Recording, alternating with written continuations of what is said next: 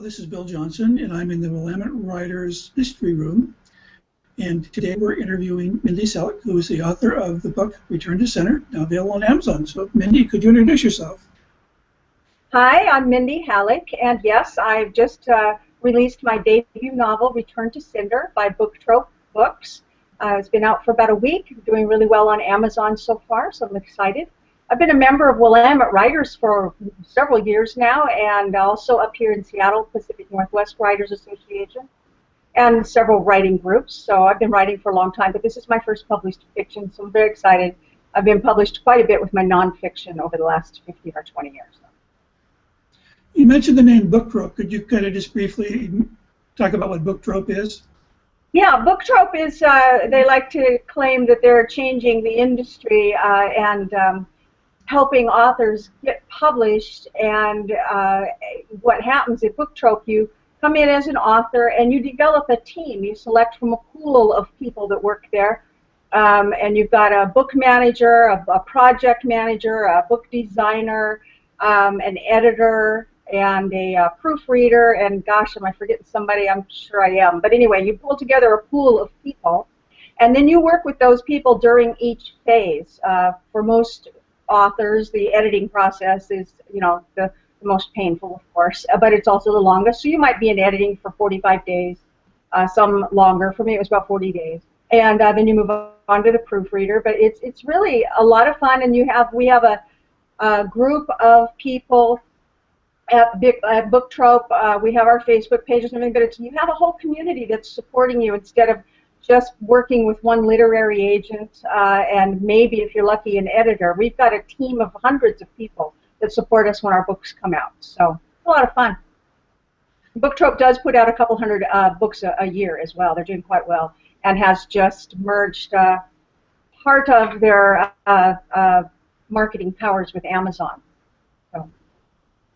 So you've talked about marketing, which is all, for many writers, these days it's like the big question, how do you look at your work? So could you talk a little bit about how you're marketing your Return to Center? Yeah, for me, I was in business for many, many years, and marketing was a big part of what I did. I was a vice president for Coldwell Banker. I had to do a lot of the press and the marketing there. And then in years in real estate, and I learned a lot about marketing. And what I have realized now that I'm in the literary world, so to speak, is that all those same old rules still apply. And for me, for example, I like to start out with marketing materials. I know I show you some of them, but I do a lot of postcards. I don't know if you can see that, but I send postcards out to the bookstores before I meet with them. I've got different kinds of everything I've got printed, a lot of printed materials that I hand out at bookstores. All of them match the cover of my book, of course, and you can see the banner behind me. So I'm big on visuals. I like that, and when you go to a bookstore and you do an event, it's nice to have a big banner up, to have handouts for everybody and all that, and everything has to match, obviously your book cover. And so I start with a platform of that, and then I just started reaching out to newspapers. I have 2 local newspaper interviews tomorrow, as a matter of fact, because the theme of my book resonates with Veterans Day, so I'm obviously connecting part of my marketing to a current, relevant, holiday, and trying to make myself relevant in the news. And so for authors, it's important to try to understand when you're marketing your book, you don't want to just be talking about your book. You want to talk about what's relevant today, what's happening today in the news. And right now, this next couple of weeks is Veterans Day. It's a great opportunity for me because the priest, my protagonist in my book, is a Korean War veteran. And in the book, one of the themes is PTSD, even though in the 50s and 60s or 50s, when my story takes place, that diagnosis didn't even exist. I do believe that it ruined a lot of childhoods for us baby boomers because our dads came home from war and didn't know how to deal with, what they had just experienced in war, and that's a lot of what my book is about. So as far as marketing goes, it sounds, I don't know, very commercial to say I'm piggybacking on Veterans Day, but you have to look at it that way when you're trying to market. So. Now, there's so many avenues now, Facebook, Twitter, Pinterest. Did you start out with a plan on which social media you were going to aim for, or did you take a broad effort? I took a broad effort, and mind you, I'm still in the middle of all of this. I'm in a sea of social media right now. What I'm finding is these days, and I've had a blog at Literary Liaisons for about 7.5 years. And if you'd asked me 4 years ago if I thought every author needed a blog, I would have said yes, they need to be blogging all the time. And what I would say now is, yes, everyone should have a blog if you have something to say, for one thing.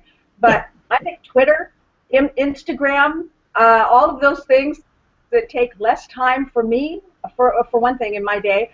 But also, I think that the audience's attention span, we're completely saturated with stuff to read every day. I don't know how many emails you get a day, but I can barely keep up. And Facebook is quick and easy. I was not a big fan of being on Facebook, but I am now. It's quick and easy. I don't have to labor over a long post for my blog. I'm still blogging, of course, but I find that Twitter gets a faster result. So, you know, when you're talking about marketing, net result is really what you're always after. Twitter and Instagram are almost immediate. Pinterest, people that are on Pinterest, I find they buy more. They tend to click through and buy something more. And I found some statistics on that. Apparently, Pinterest has a 60%, it was a 50 or 60% better click-through rate for making purchases, which is interesting. So you have to study the statistics. You know, I think you have to jump in and do them all, see what works for you, because if you're trying to do something and you're forcing it, it's never going to work anyway. But if you find one and you like it, find out what the statistics are. Find out when the best times to tweet are. Tuesdays are great days on Twitter, and Fridays are great days on Facebook. Understand those statistics and how they impact you. So I now have a plan. I'll tweet on Tuesdays unless something just overwhelms me and I have to tweet it out. I make sure and post something on Fridays on Facebook, because that's when apparently Friday and Saturdays are the busy days on Facebook. Instagram's busy every single day of the week. So I'm doing it all right now, and several other things. And so I'm just right now trying to figure out which one has the statistics that support my energy and what I put into it. I think that's going to be different for all authors because it depends on what you do organically. So do you keep some kind of log? You know, I went through a period where I was using Fiverr, you know, and I'd do one at a time, and I'd log what the outcome was, you know, whether it was worth the $5. You find some way to kind of log your efforts. And the other thing is, could you tell me what Instagram is? I mean, I hear the word, but how do you also use Instagram? Yes. Okay. So Instagram, well, I'll tell you, I had to have my grandson hook me up with Instagram because I couldn't quite figure it out, and now I'm finding it's the easiest one of them all, and I love it.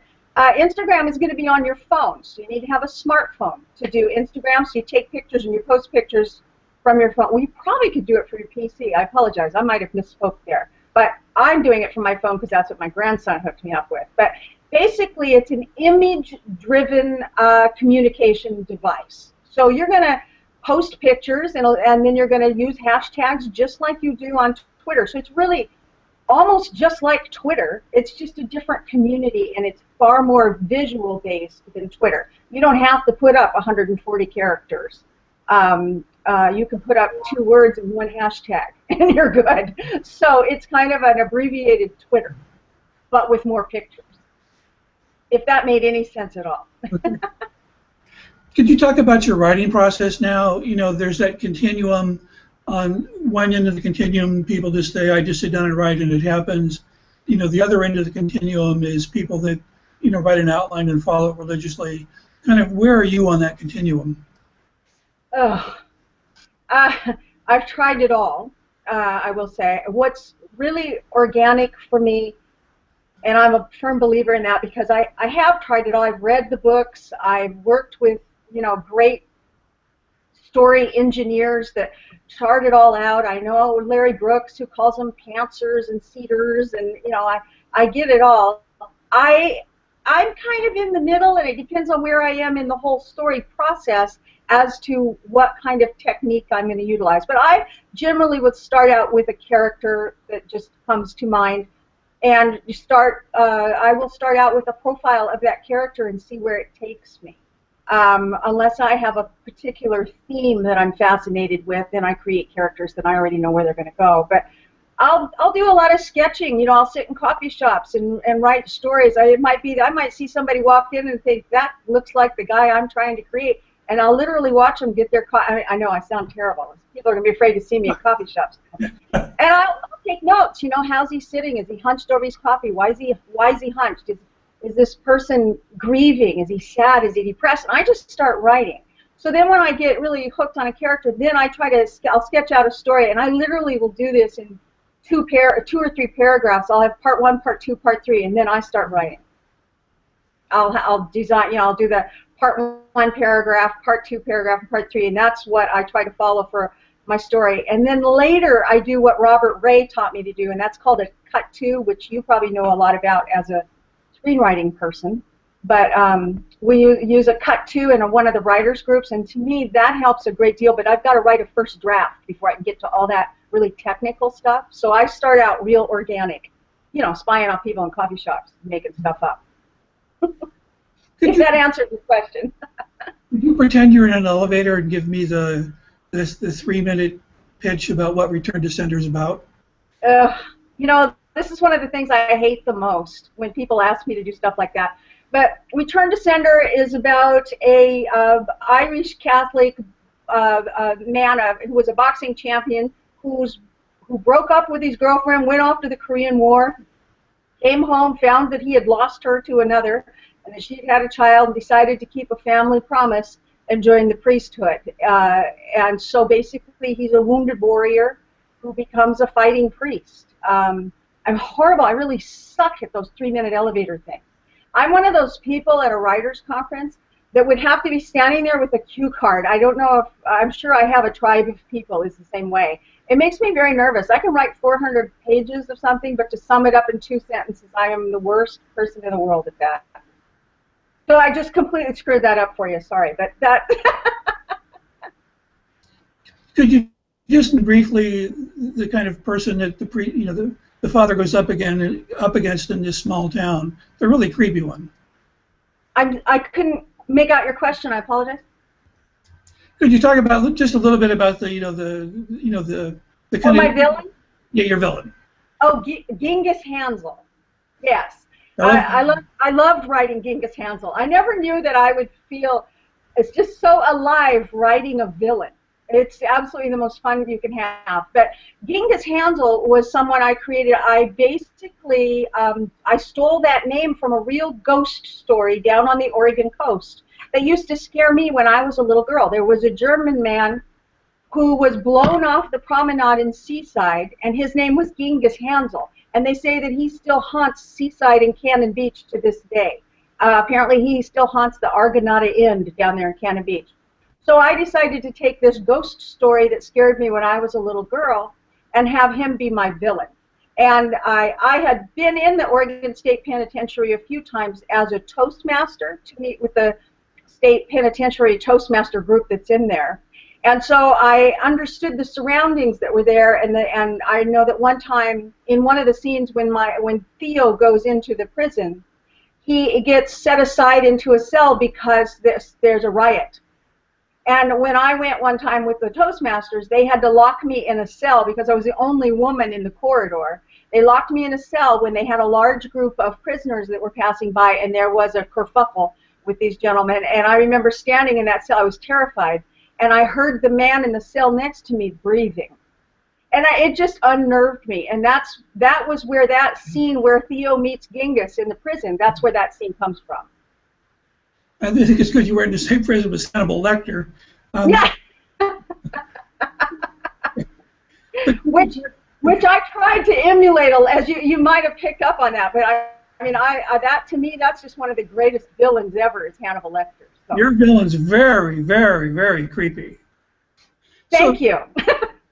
Could you talk now about how people can find you, your blog, more information about the book?